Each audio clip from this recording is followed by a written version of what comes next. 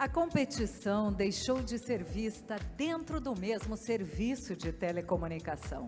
O escopo de mercados relevantes parece estar mais alongado e impactando diretamente a experiência do usuário. Redes neutras, serviços OTT, novas ORPAs e mobilidade. Entenda como a convergência transforma a competitividade via inovação.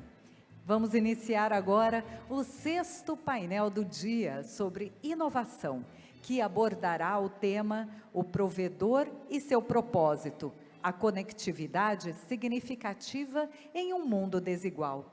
E para moderá-lo, eu gostaria de convidar agora ao palco Sidney Batistella, diretor vice-presidente da Abrint. Convidamos também para debater o tema Danilo Caixeta Carvalho, gerente de acompanhamento societário e da Ordem Econômica da Anatel. José Felipe Rupental, diretor da Kyndryl.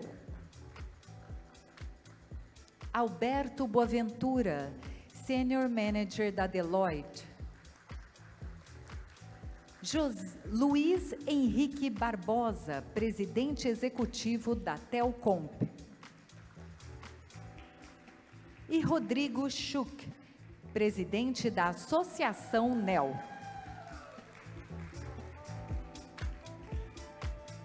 Tem torcida. Depois do painel, nós vamos abrir momento para as perguntas. Eu peço que, por favor, ergam o braço, tá bom? Ótimo painel a todos.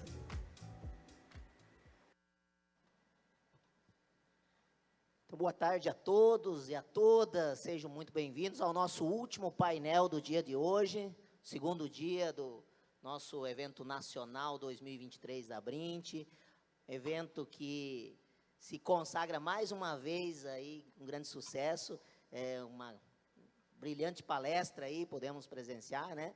E agora a gente pretende fazer o fechamento desse dia de hoje com temas muito relevantes, que é esse tema que a gente escolheu para debater aqui com essas lideranças importantes do setor, e a gente vê qual que serão as opiniões deles sobre esse tema tão importante que envolve o nosso painel.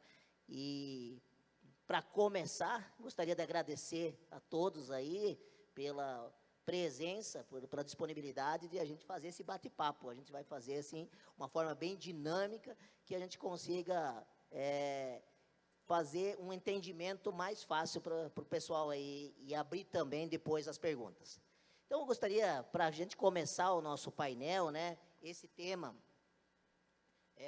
tão importante sobre a competição das telecomunicações, sobre o mercado, sobre PGMC, são temas aí que estão bombando aí no mercado, e os provedores sempre ficam preocupados com isso, né? Ficam querendo saber, e aí, agora o que vem, né? O que está sendo feito, o que a Anatel está fazendo, o que as associações estão fazendo, o que as empresas estão pensando em relação a isso. E eu acho que aqui é um dos melhores locais para a gente poder debater também esse assunto. E para começar aqui, eu queria convidar o Danilo para que a gente pudesse debater um pouquinho de, Danilo, quais que são os desafios que devem ser enfrentados aí em relação ao novo PGMC? Como que você vê esses desafios e como que deve se comportar aí daqui para frente? Boa tarde, Sidney, boa tarde a todos e todas aqui presentes, boa tarde aos meus companheiros aqui de painel. Assim, primeiro, uma oportunidade muito grande, como você bem mencionou, né? A grandeza do evento da Abrint e ser convidado para ele é sempre uma honra muito grande poder falar para uma plateia tão qualificada. E eu acho que quando a gente falar de competição, a gente deve estar aqui com grandes promotores da competição aqui do Brasil, especialmente no que diz respeito à banda larga fixa, né? E por que a gente pode, talvez, para o futuro, vislumbrar eles também como competidores em outras arenas, né? Como que o PGMC se conecta a isso, né? O PGMC, lembrando, a primeira versão dele foi em 2012, né? Ele ainda foi editado com um viés ainda muito voltado para LD, para esse segmento fixo, e ele vem evoluindo, melhorando, e eu acredito que agora, nessa nova versão, o grande desafio que ele deve ter é buscar algum aprimoramento nos produtos de atacado voltado para o mercado móvel, né? O porquê disso, né? O PGMC ele tem uma das etapas que é o estudo do mercado do varejo, e não é surpresa para ninguém que o mercado do varejo da banda larga fixa, ele apresentou um ótimo desempenho do ponto de vista não só de acesso, de incremento do acesso, mas da competição também. Então, a gente tem percebido que a gente pode, de alguma forma, buscar algum grau de desoneração regulatória naqueles mercados de atacado voltados para o segmento fixo, né? Pelo contrário, no segmento móvel, a gente percebeu que houve, sim, algum prejuízo, especialmente um pouco mais recente, né? Alguns indicadores têm demonstrado isso. Tivemos uma movimentação grande recentemente, que também afetou a competição de alguma forma, e até a própria oferta. Então, a gente deve buscar, nesse momento, na segunda etapa do PGMC, que é o estudo dos atacados, quais produtos de atacado poderiam, sim, servir de promotores para a competição. A Anatel tem outros mecanismos, a gente teve o leilão do 5G, que é também um mecanismo de promoção da competição, teve lotes regionais aí, que a gente espera que ao longo do tempo eles também sejam aí aceleradores do processo competitivo. Tivemos no processo de consolidação recente, proposição de remédios também que compõe esse esforço, mas o PGMC, ele talvez seja o regulamento mais estruturante, dado o impacto que ele tem de maneira ampliada e de maneira bastante consolidada, ou seja, não é um caso concreto, ele vai passar por consulta, ele vai receber contribuição de todos, inclusive eu vou convidá-los a participar, uma vez aprovado. Então, assim, ele vai ser o nosso companheiro na promoção da competição pelos próximos 4 anos. Então, é fundamental que a gente consiga acertar e ter com a melhor assertividade possível nos remédios propostos ali. E que remédios seriam esses ou quais mercados, né? Lembrando, o PGMC ele já tinha remédios voltados para o mercado móvel, especialmente terminação, interconexão móvel e o roaming, né? Que eu acho que são os principais. Na nova versão que ainda está em discussão, né? Lembrando, é sempre bom pontuar, ainda está em revisão pelo Conselho a proposta pré-consulta pública, mas isso também é uma oportunidade, porque existe a possibilidade de mudança e absorção de elementos, que eu acho que alguns a gente vai até poder comentar aqui, mas existe a proposição de um mercado de atacado voltado para o espectro, uma composição também de algum mercado de atacado, um estudo com algum grau de remédios para o mercado virtual. Então, assim, são elementos, entre outros, né, não vou adentrar aqui até para não prejudicar o tempo, que eu acho que demonstram essa linha da ação da agência, de olhar para o varejo, perceber aquele varejo que houve um incremento, né, o caso da banda larga fixa, né, e das redes fixas, e o mercado móvel, que talvez ainda mereça, sim, um grau de intervenção um pouco mais sério e com algum grau de detalhamento melhor. Muito bem, Danilo. Você falou bastante, né, sobre como que esse mercado, como que o PGMC vem tentar abarcar esse novo mercado, esse mercado da competição, mas também tem o mercado da inovação, né? Porque tudo vai se inovando, vai mudando, vai melhorando, vai evoluindo. Então, essa inovação, ela é constante e tem que ser adaptativa, né? Por isso que também a Anatel tem visto isso como uma forma de auxiliar nessas melhorias com o novo PGMC. E falando um pouquinho justamente dessa inovação, dessa melhoria, eu queria pedir para o José Felipe que como que a inovação, como que você vê a inovação pode transformar ainda mais o papel das prestadoras de pequeno porte, as PPPs, nessa conectividade nacional aí, né, agregando toda essa parte de inovação aí. Como que você vê isso? Ótimo. Antes de tudo, muito obrigado pela oportunidade de estar aqui discutindo sobre esse tema tão relevante com colegas de setor, amigos e etc. Mas essa sua pergunta é quase a pergunta do milhão, né? E hoje, quando a gente vem nessas conversas com ISPs, competitivas e operadoras, né, na grande maioria das vezes a gente relaciona inovação com tecnologia. Não quer dizer, né? E por isso, quando eu começo a falar sobre esse tema, eu gosto de dar um passo atrás, entender o que está acontecendo com o setor, a transformação, para aí, de fato, você criar alguma coisa com solidez, para o futuro, e não só ficar naquela troca de tecnologia para atender uma demanda específica, né?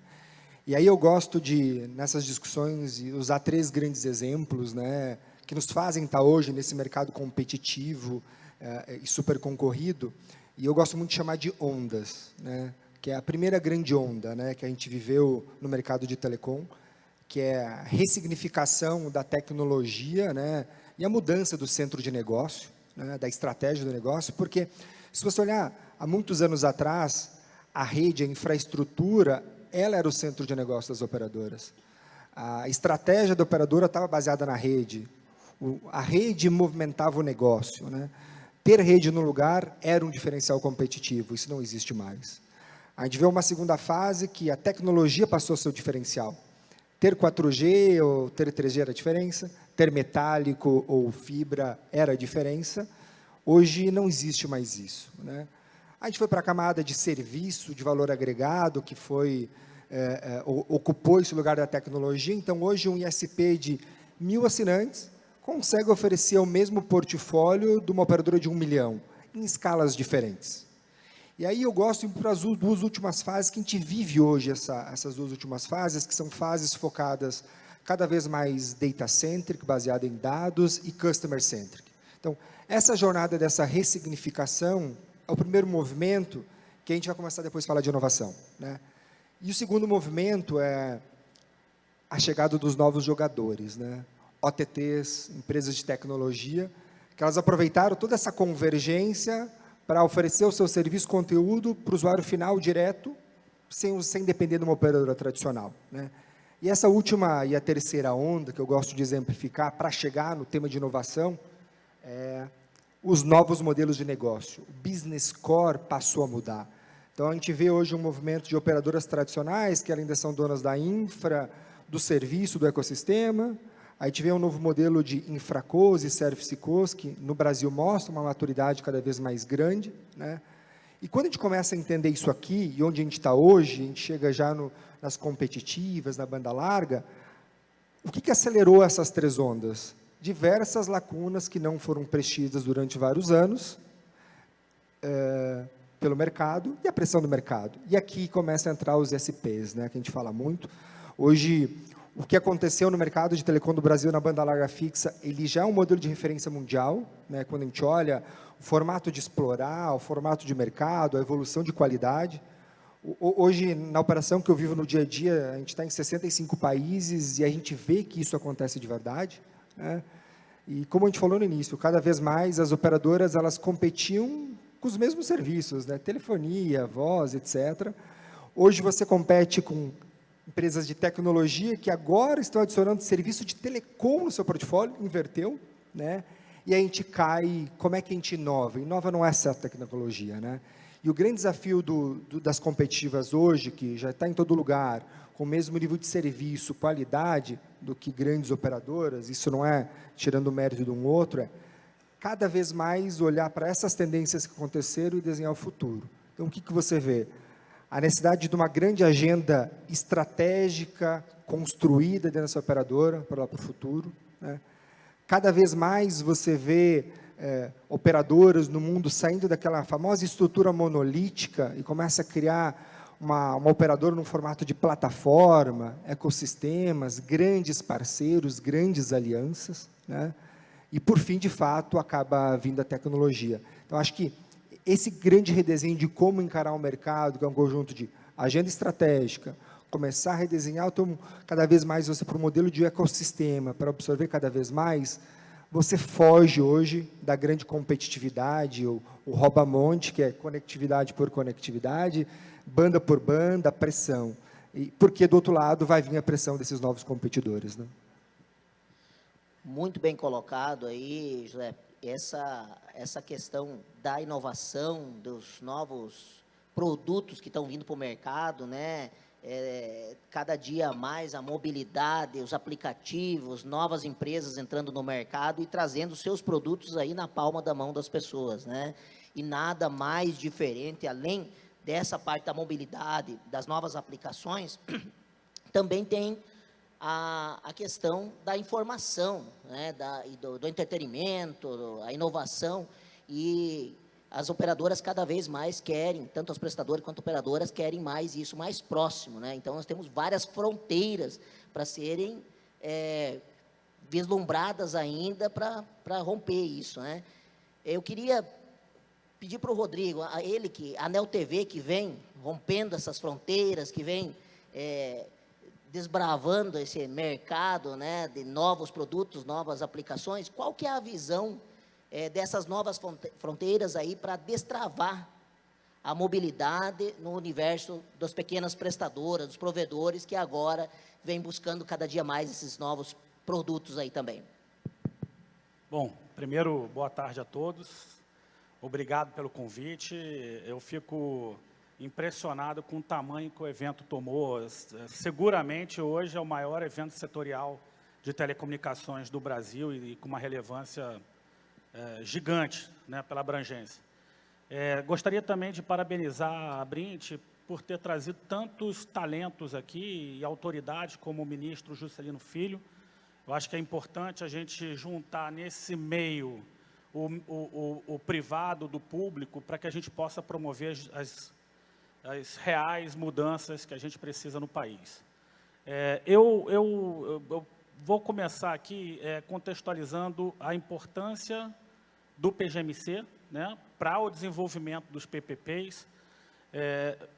Ouso dizer que o Brasil é o país menos concentrado de banda larga do mundo, né? Ou seja, a gente tem no Brasil um ambiente pró-competitivo no que tange a banda larga, muito mérito dos empreendedores que aqui estão, que fizeram, eu costumo dizer isso também, fizeram a real inclusão digital, porque eles conectaram, não as capitais, eles conectaram o interior, eles acreditaram, aonde ninguém tinha interesse, eles foram lá e conectaram. Então, eu acho que isso tem um papel extremamente relevante quando a gente fala em conectividade. Só que o que eles fizeram não é apenas conectividade. Se vocês puderem, terem a oportunidade de conhecer o que eles estão fazendo a real promoção do desenvolvimento humano e social das comunidades e das localidades que eles estão, né? Eu acho que isso é um ponto importante, porque a gente fala muito, associa muito o papel do provedor à conectividade. Mas, na verdade, ele está promovendo o desenvolvimento daquela cidade, está promovendo implementação de cultura, disseminando cultura na cidade, promovendo capacitação de talentos, está promovendo o desenvolvimento colocando, eu ouso dizer aqui, que mais hotéis naquelas cidades, né? E o bacana disso tudo é que a gente viveu há 30 anos atrás o inverso. Era o interior indo para as capitais, e hoje a gente vê as capitais indo para o interior através desses empreendedores, né? Isso é uma coisa que me toca demais. Eu acho que isso é muito legal e eu acho que a gente deveria sempre debater não apenas a conectividade, mas a real promoção do desenvolvimento social que está sendo feito por esses provedores. E quando a gente olha os desafios, quando a gente olha o que a gente poderia ir além, primeiro a gente tem o novo PGMC, e o novo PGMC ele precisa manutenir, né, o conceito de PPP. Acho que isso é importante, a gente tem um caso de sucesso, aonde eu vou, fora do país, todo mundo comenta que o Brasil é o case, ou seja, eles querem vir aqui no Brasil para entender como que nós fizemos, para que possam exportar, né, esse modelo. Lembro de um papo com o Sandro, eu fui falar, Sandro, você, pô, prazer, obrigado, tal, você é uma referência, a gente quer aprender com vocês. Falando, eu quero aprender com vocês, né? Então, o que mostra o papel. Então, a gente precisa manter esse conceito, e no novo PGMC, a gente precisa estabelecer regras claras de competitividade para móvel. E aí eu vou conectar alguns desafios que a gente tem nessa questão. Primeiro, nós temos as ORPAs, né? Então, o Danilo comentou, provinda do TTC da Oi Móvel, ou seja, o ato de concentração ou o ato de aquisição da Oi Móvel pelas 3 maiores operadoras móveis, né?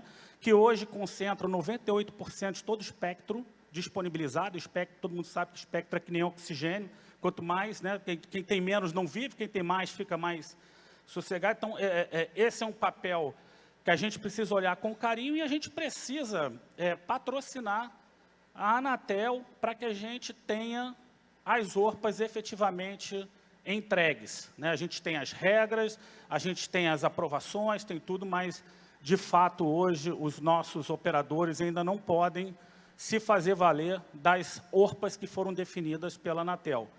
E, por fim, não menos importante, nesse ato de concentração, a gente não pode permitir, de forma alguma, que o espectro do 700, que é um espectro extremamente valioso, não esteja sendo provido como o edital do 5G, que determinava que esse espectro deveria estar para os novos entrantes, né?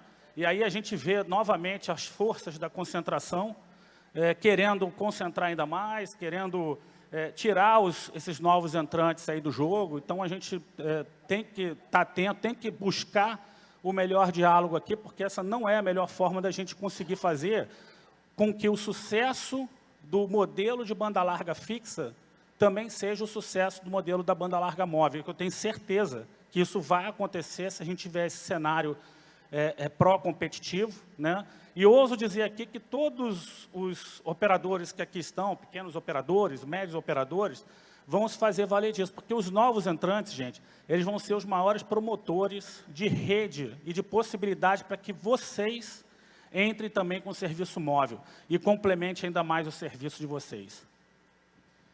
Show, muito bom, Alberto, a tua colocação aí. Eu acho que isso uma visão muito ampla, né, do que vem por aí, qual que é essa necessidade aí sobre a competitividade, e isso, com certeza, faria destravar muito, né, a competitividade, a expansão, o crescimento, e está aí mostrando quais que são esses desafios, né?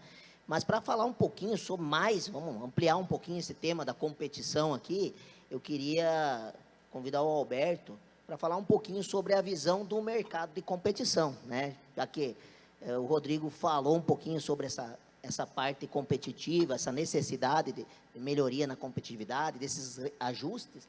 Qual que é a sua visão aí de mercado em relação à competição no Brasil? Bom, conseguem projetar aqui a apresentação, não? Bom, eu acho que eu não sei se eu fiz o dever de casa direito, eu trouxe aqui um material e, na realidade, o que a gente está trazendo aqui é justamente, a gente está falando de inovação, está falando de competição, falar um pouquinho da nossa indústria, né? Quer dizer, a nossa indústria, na verdade, durante 70 anos, né, ela praticamente ela foi um único monopólio baseado aí em telefonia, e graças aí, acho que talvez há 30 anos atrás, com o surgimento da internet, né, é onde houve realmente a grande competição, promoveu aí as comunicações globais, e hoje a internet ela tem evoluído para mobilidade, conectividade, e agora a gente recentemente aí está vivendo aí o período da baixa latência, né? E se não fosse a competição, né, se não fosse, na verdade, o empresário empreendedor, né, a inovação e as novas tecnologias, de fato, a gente ainda estaria utilizando o telefone público, né? Então, a competição, na realidade, foi o grande indutor aí de toda essa modificação, de todos os benefícios, né, que a sociedade tem enfrentado.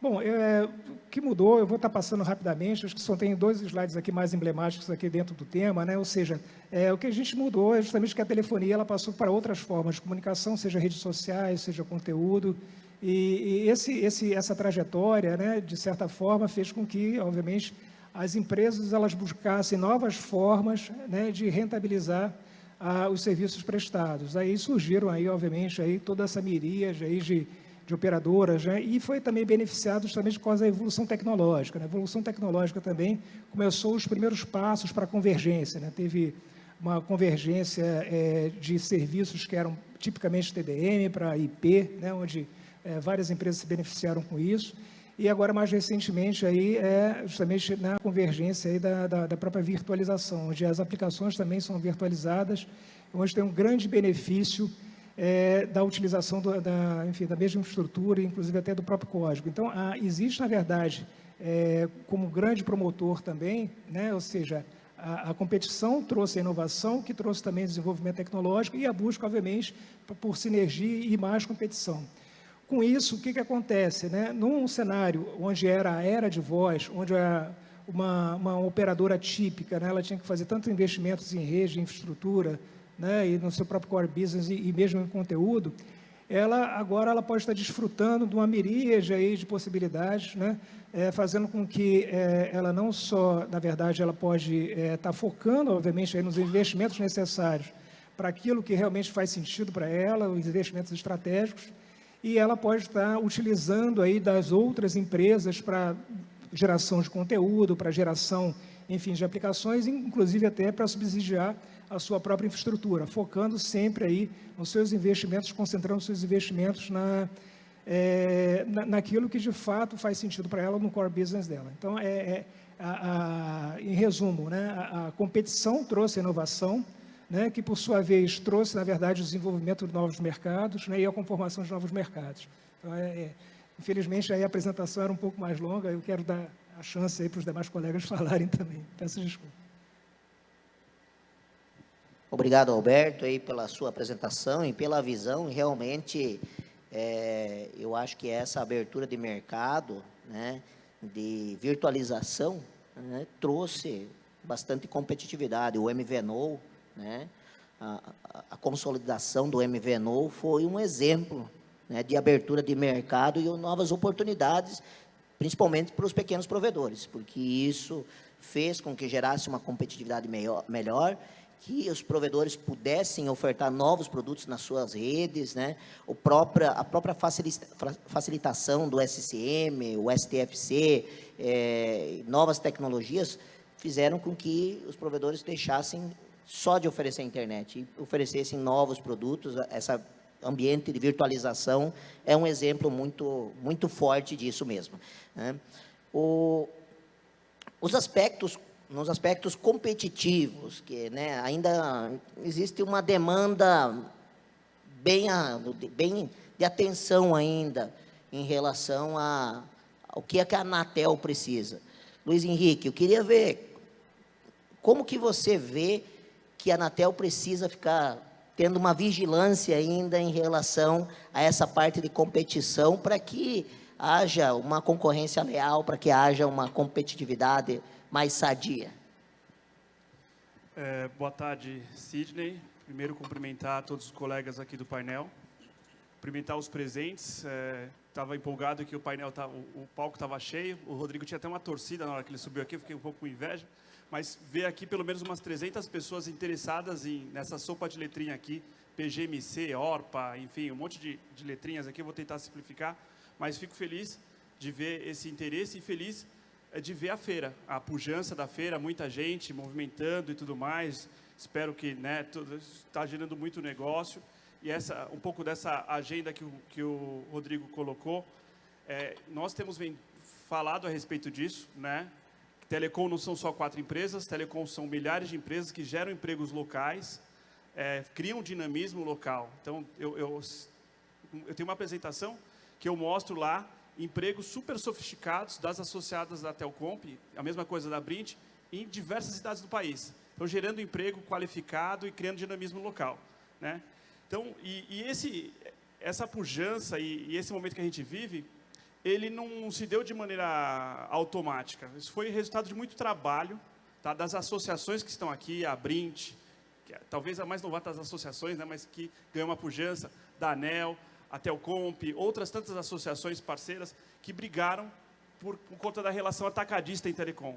A gente não pode esquecer que, na verdade, essa pujança é porque tem uma cadeia de empresas com redes independentes dos grandes grupos, essa que é a realidade, que permitiu surgir o ISP na ponta. É porque tinha uma empresa de cabo submarino independente dos grandes grupos, empresas que atuam no mercado de atacado, transmissão de dados de longa distância, com os swaps, isso tudo é que permitiu, na ponta, temos aí 20 mil, 30 mil provedores de internet. Não foi por bondade das grandes operadoras que viam, né, sempre viram nos pequenos uma ameaça.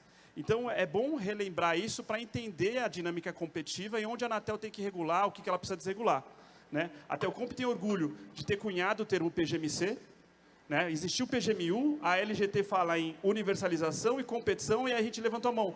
Se existe o Plano Geral de Metas de Universalização, por que não existiu o Plano Geral de Metas de Competição? A nossa ideia era uma ideia distinta do PGMC, da maneira como ele foi, mas a Anatel inovou no mundo, entendendo que eram mercados relevantes, que você precisava, na verdade, desregular o varejo. Então, não tinha que cobrar metas de cobertura, metas de qualidade, alguns atributos técnicos de empresas pequenas. Você tinha que desregular o pequeno Porque o pequeno, se ele não fizer bem a tarefa dele, o grande está lá. O contrário não é verdadeiro. Tinha lugar que só tinha o grande, então se eu não regulasse o grande, não obrigasse ele a atender alguns requisitos, o consumidor estava mal atendido. Então, assim, primeiro tema que a gente tem que entender, para entender a competição, é a necessidade, nessa relação de atacado, entre o pequeno provedor e o grande. Então, na banda larga fixa, a gente tem hoje uma cadeia de empresas independentes, que a Telcomp se orgulha de ter lá entre os seus associados. Né? São 70 associados, empresas de cabo submarino, empresas de longa distância, e que provém, estão todos como expositores aqui no evento, provém serviço, né, de atacado para os pequenos. E aí, o trabalho das associações de fomentar ponto de troca de tráfego de internet, isso tudo permite a competição no mercado fixo. Agora, então, não se enganem, é isso que eu queria colocar. Isso não ocorreu por acaso, meio que foi a forceps. As associações brigando dia a dia na Anatel, ainda bem que vão trocando os gerentes de acompanhamento econômico, porque senão eles nos odiavam, né? A gente volta lá, muitos outros colegas que passaram pela Anatel nessa posição, que hoje tem o Danilo, o Fábio Cassotti, o José Borges, outrora foi o Abraão, e as empresas pequenas, as associações representativas batendo na porta lá. A Telcomp tem trabalhado nos últimos anos na agenda do mercado móvel. Se no mercado fixo você tem mais de 50% do mercado na mão de pequenos, mercado móvel essa não é a realidade, como o nosso amigo Schuch falou, 98% do mercado está na mão de 3 empresas. Né? A gente teve um ato de concentração por conta de uma empresa que estava em recuperação judicial. Então, 3 empresas tinham 82% do mercado e pegaram outros 16%. Tinha um outro competidor possível, enfim, isso é águas passadas, tem os remédios concorrenciais, mas então, isso é a agenda da Telcomp, a agenda do setor para fomentar o mercado móvel. Por quê? Porque o mundo demanda conectividade, o wireless, né, o IoT e tudo mais. Então, qual é a agenda que a gente enxerga importante, né, da Anatel? Essa agenda no mercado móvel, tá? Então, espectro é vida. Então, a questão de regular o uso secundário do espectro, se não tem espectro, outro tem espectro, detém e não usa de maneira adequada, tem que olhar o uso eficiente e disponibilizar espectro para quem precisa. Né? Essas empresas que detêm hoje 98% do mercado móvel brasileiro, elas só cobrem 18% do nosso território.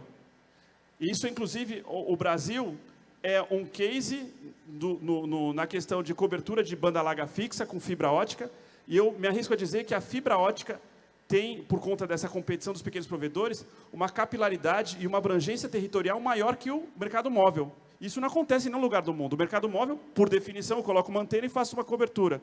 Aqui no Brasil, não, a gente consegue ter fibra ótica em lugares que o serviço móvel não chegou. Então, assim, a agenda de uso secundário, fomentar um mercado secundário, aí o Danilo, não sei se ele quer anotar, aí eu tenho uma lista de pedidos enorme aqui, mas enfim. Acho que a decisão da Anatel por Wi-Fi 6E foi acertadíssima, a gente está comemorando aqui, tem demonstração de Wi-Fi 6E na feira. É importante para permitir que a banda larga fixa compita com o 5G. Tem a discussão de satélite de baixa órbita, né? Como que regula isso, como você trata disso, esse é um assunto que a Telcomp está começando a olhar. E essa relação de atacado no mercado móvel, por isso o roaming, as regras para MVNO, isso tudo é uma agenda que nós entendemos como algo que a Anatel tem que olhar com certo carinho. E, logicamente, aí volta para postes, segurança cibernética, tem uma série de outras questões que precisam ser olhadas. A agenda das OTTs, porque é um serviço substituto. A gente deixou o WhatsApp aparecer, acabar com o serviço de telefonia tradicional, fixo, móvel, e aí você tem a convivência de um setor que convive com regulação, obrigações, e alguém que acabou com a receita desse setor. Agora, na hora do vamos ver, se eu precisar ligar para o 190, é o telefone tradicional, não é o WhatsApp. O 192 é o telefone tradicional. Então, a gente precisa ter regras equivalentes, né? Desregular, talvez, telecom de alguma forma, obrigar essa interconexão. Isso tem que ser pensado, de alguma forma, uma agenda mais que urgente aí. Como primeira provocação, não sei se eu descarreguei um caminhão de melancia aqui. É isso aí, já temos aqui complementos aí sobre tudo que você falou aí. O Alberto quer falar um pouquinho. Eu queria só complementar aqui, eu acho que, de fato, justamente para desobstruir, né? Ou seja, você fomentar a competição, principalmente na móvel, né? A gente tem alguns exemplos aí que são emblemáticos, que é o caso, por exemplo, do CBRS nos Estados Unidos, já, onde com um serviço, né, que, de certa forma, regulado, né, permitiu aí o compartilhamento de espectro, né, que é o Citizen Broadband Radio Services. E esse sucesso, de certa forma, não só fez deslanchar também alguns outros serviços, né, e também pode ser, na realidade, um caminho para uso eficiente de espectro, né. Existem, na verdade, iniciativas como Automatic Frequency Coordination, né, da faixa de 6 GHz.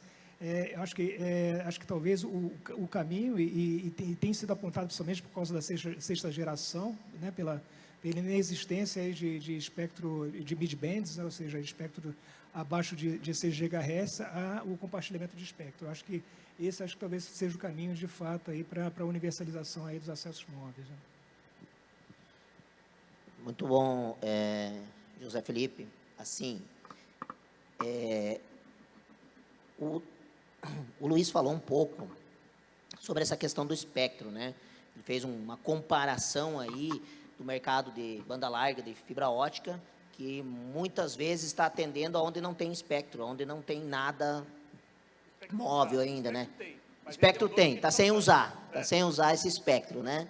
Então, o que seria? A ideia seria que tivesse a possibilidade de usar esse espectro que está lá, no interior do interior, que não tem sinal nem de fumaça lá naquele momento, né? E o espectro está limpo, está vazio. Como que a Anatel vê esse mercado do espectro, né?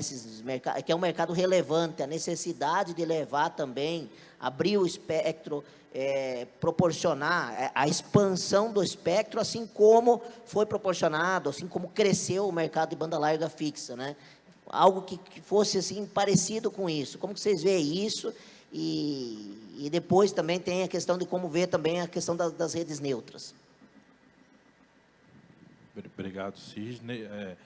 Primeiro, até respondendo ao Luiz ali, acho que a agência, de modo algum, ela se sente confrontada com os pedidos. Eu acho que as demandas do setor é o que estimula a gente a trabalhar, né? A gente teve a fala do Abraão, de manhã a gente teve alguma conversa sobre o espectro, justamente pensando o seguinte: o mercado se movimenta, os SPs, eles não aguardaram uma intervenção regulatória ou de política pública, eles foram lá e fizeram, e eu acho que o papel da agência é atender, escutar e ir adequando a regulação de modo a impedir, né, que alguma força contrária atrapalhe isso, e de outra maneira também reduzindo barreiras, né. O espectro, eu acho que ele sempre foi, acredito que ele sempre vai ser uma barreira bastante desafiadora por questões físicas, né? Ele é disponível, ele é da humanidade, e a gente só tenta, de alguma forma, organizar, né, toda essa intangibilidade que vem do espectro, né? Nesse PGMC agora, como eu mencionei, tem esse novo mercado relevante, que é do espectro. Os contornos, formas que ele vai ser usado ainda vão passar por etapa de consulta pública, então, assim, todos vão ter grandes oportunidades para contribuir. O formato que está lá talvez seja aquele que a gente entende o mais adequado, mas perceba, a demanda, os desafios, inclusive de diferentes regiões, diferentes aplicações, talvez a agência não consegue, a priori, estabelecer. Então, a consulta vai servir justamente para isso. Aliado a isso, existem outros esforços. O regulamento de uso de espectro, por exemplo, é ele que regulamenta, independente de poder de mercado ou não, o acesso a esse espectro. Então, ele também vai ser um grande marco nesses dilemas, né? Todas as outras demandas, eu até brinco, toda essa agenda, ela já existe, ela está lá, que é a agenda regulatória da Anatel. Todas as demandas estão lá, e é muito importante que os participantes aqui todos provoquem as associações, cobrem dos seus representantes essa participação assim junto à agência, de estar informando aquilo que está sendo considerado e tomado de decisões. Por quê? Porque as decisões elas demoram, elas têm que demorar talvez um pouco justamente para dar segurança para aqueles que estão no mercado, que a regra não muda todo o tempo, mas também a regra não pode ser estanque de modo a impedir também que o mercado se desenvolva. Muito bem sinalizado. Então, eu acho que assim, já temos aí, né, Luiz, uma visão de que realmente esse espectro precisa ser usado, né? Esperamos que já consiga ter algo aí no novo PGMC, seja discutido, e que vocês, que todo mundo contribua também, né? A hora que sair a consulta pública, é muito importante essa contribuição de qual que é a visão, porque normalmente nós, associações, sempre fizemos a nossa contribuição, né? Para poder visualizar o que seria de melhor. Mas é importante sempre todo mundo fazer a contribuição. Sem dúvida, Sidney. E só rememorar, a gente teve aqui no início do evento aquele prêmio para os provedores, que informa a Anatel. Eu vou reiterar esse ponto. É muito importante essa proximidade com a agência para a gente conhecer, entender as demandas, saber a força de vocês. Eu acho que se hoje os provedores têm ali mais de 50% do market share de banda larga fixa, eu acredito que esse número ele teria sido alcançado há algum tempo se essa promoção da informação à agência, essa proximidade fosse ainda mais ampliada. Então, assim, é muito bom e por isso a gente sempre acolhe bem os convites para vir nos eventos. Essa proximidade para a gente é fantástica. Muito bem. Então, vamos seguir com o tema aqui, falando um pouquinho mais. Eu queria pedir para o José Felipe que falasse um pouquinho para a gente sobre redes integradas ou cada um no seu universo. O que você vê aí agora com esse novo mercado se movimentando, aí, com essas mudanças, empresas se conectando e compartilhando? Como que você vê isso? É um bom tema também, né? Porque hoje cada vez está mais difícil achar o limite do que é serviço telecom. Essa borda está desaparecendo, né? A gente vê muito hoje MVNOs, operadoras de banda larga sob rede neutra, então você não sabe determinar onde é que inicia, onde é que termina isso aqui, né? Mas cada vez mais a competitividade mostra que você vai empilhando novos serviços, botando inovação, usando o que o mercado te oferece, né? Hoje o que eu ia comentar agora, né? Os ISPs, eles colocaram uma pressão muito forte no mercado, né, na banda larga, para chegar ao que é. Eles não esperaram ninguém, né, e aproveitaram isso. Pode ser que... Qual o cenário que seria se 10 anos atrás já tivessem redes neutras disponíveis? Poderia ser um mercado diferente, né? Aí, a grande pergunta que vem hoje, vai existir essa mesma pressão na mobilidade? Né? Quando ela vai vir e de formato que ela vai vir, né? Os ISPs vão investir, de fato, em construir rede, fazer, ou vão usar a infraestrutura existente? Então, esse formato de rede integrada, que eu falei muito antes, de ecossistema, de compartilhar, cada vez mais vai ficar mais complexo de identificar, e eu acho que vai ser um caminho que vai ser usado, né?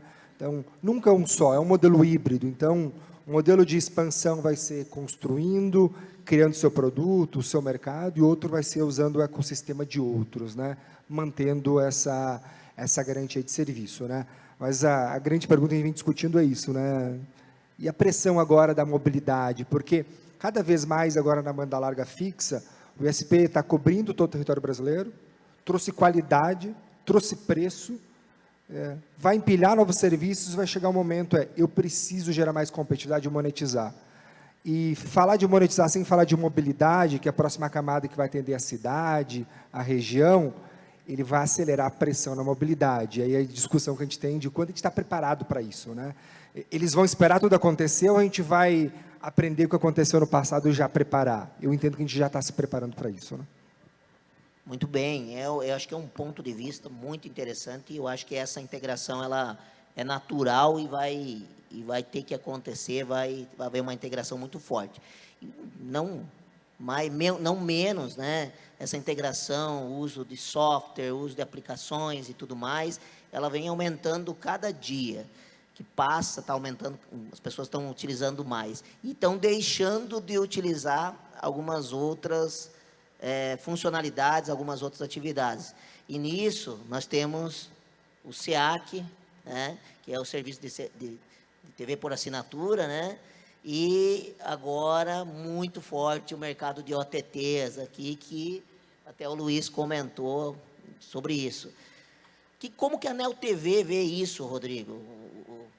Os provedores, né? O que você diria para eles? SEAC ou OTT? Primeiro, interessante, Sidney, as pessoas ainda atribuem a gente o nome de Nel TV. De fato, a gente foi fundado em 99, né, pró-competição da distribuição de conteúdo. Na ocasião, eram 12 empresas majoritariamente de TV por assinatura, pequenos, regionais. Hoje, nós somos mais de 200 associados e, obviamente, que, pela relevância do fato, a banda larga passou a ser o principal instrumento. Hoje, a gente comenta que, através desses 200 associados, a ANEEL conecta 14 milhões de casas, né, de clientes conectados, de residências. Então, é um número, brinco, e provavelmente a Brint, a Telcomp, a gente tem associados iguais, então vai chegar na mesma conclusão. Se nós fôssemos uma empresa de banda larga, nós seríamos a maior empresa de banda larga do país, né? Quando você comenta sobre esses movimentos, né, e aí a gente precisa parar e refletir o seguinte: vamos olhar sobre a ótica do consumidor, né? O que o consumidor quer hoje? O consumidor quer sentar na sua casa, esperar o conteúdo chegar. Ele quer receber a janela que é imposta a ele, com aquele monte de canais, monte de programação que muitas vezes não interessa e cria a percepção de que um produto é caro, ou ele quer assistir aquele conteúdo a qualquer momento, na hora ele quer comprar pacotes direcionados. Então, antes de falar sobre SEAC versus OTT, ou SEAC e OTT, eu acho que a gente precisa refletir nos números, né? A gente chegou a ter quase 20 milhões de assinantes de TV por assinatura e hoje a gente tem 11. Então, assim, o que a gente atribui a isso? A mudança do comportamento, né? O comportamento do consumidor mudou e, consequentemente, isso trouxe essa oportunidade de você conseguir distribuir conteúdos em diversos meios, como, por exemplo, do streaming. Então, eu não diria o SEAC versus OTT, eu diria que o OTT de streaming hoje, ele é uma oportunidade de rentabilização para todos os associados, né? Para todos os operadores, quem quiser aumentar seus tickets médios, acho que tem muitas oportunidades. Já vou fazer aqui um jabá, porque a gente teve com o presidente mundial do maior agregador de conteúdos do mundo e fechamos um pacote extremamente beneficioso para que os operadores possam distribuir streaming dos melhores cinemas, dos melhores estúdios, com os melhores filmes. E esse movimento também vai acontecer para a TV linear, né? Porque a preocupação que a gente tem hoje é que esse modelo de migração para esse serviço de streaming, ele não deve seguir as regras que existem hoje no SEAC tradicional. Sejam elas regras regulatórias, sejam elas as regras impostas pelos grandes programadores, né, que acabam colocando um monte de canais, exigindo que você carregue um monte de canais, quando, na verdade, o que o consumidor quer são alguns canais específicos, né? Então, eu acho que nesse horizonte a gente precisa ter esse tipo de atenção. E o último item de atenção é a distribuição. Os grandes conteudistas precisam olhar esse mercado de banda larga, que não está na mão dos grandes mais, está na mão dos pequenos, e entender que nesse Brasil, que são vários Brasis, onde a conectividade no interior chega através do pequeno operador, este pequeno operador é o real distribuidor e precisa ter preços e condições diferentes para que isso possa ser implementado nessas localidades e disseminar a cultura, né? Através da entrega da banda larga, dos meios a infraestrutura existente, cada um deles. Bom, assim ficou claro, né? Ficou muito claro para a gente que tem uma grande oportunidade de negócio para os provedores aí com a distribuição de OTTs, né? Muitas grandes empresas, distribuidoras de conteúdo, grandes canais, grandes produtoras de conteúdos, filmes e etc., eles estão migrando, né, da TV por assinatura para as plataformas de OTT aí para fornecimento. E isso está ficando muito mais acessível para o provedor, porque o provedor antes, para ele tirar um SEAC, montar um head-end para distribuir TV por assinatura, a maioria dos provedores não tinha, 99% dos provedores não conseguia fazer isso. Então, eu acho que é uma oportunidade de mercado enorme aí, que, como o Rodrigo falou aí, eu acho que ficou bem claro que dá para aproveitar. E tem também, está muito disponível no mercado já aí, nas distribuidoras de OTTs aí, e é uma grande tendência futurista aí também. Gente, a gente está finalizando nosso tempo. Eu gostaria de ver se tem alguém que tem alguma pergunta aí na plateia, né? A gente está nos últimos segundos aí do nosso painel. E se alguém tiver alguma pergunta, levanta a mão, a gente manda o microfone. Senão, a gente vai partir para a finalização aqui. Temos não? Ficou muito claro. Acho que todo mundo conseguiu transmitir a mensagem aí, né, nesse painel. E das grandes oportunidades aí que a gente tem. Então, queria agradecer aos nossos painelistas, a todos vocês, em nome da Abrint, dizer que é um imenso prazer mediar um painel tão rico como esse, né, com conteúdo tão relevante que a gente consegue transmitir para os nossos associados. Então, muito obrigado a vocês e obrigado a vocês que permaneceram até agora e convidamos vocês agora para permanecerem aí na nossa feira e daqui a pouquinho o show com os Paralamas aí. Obrigado a todos.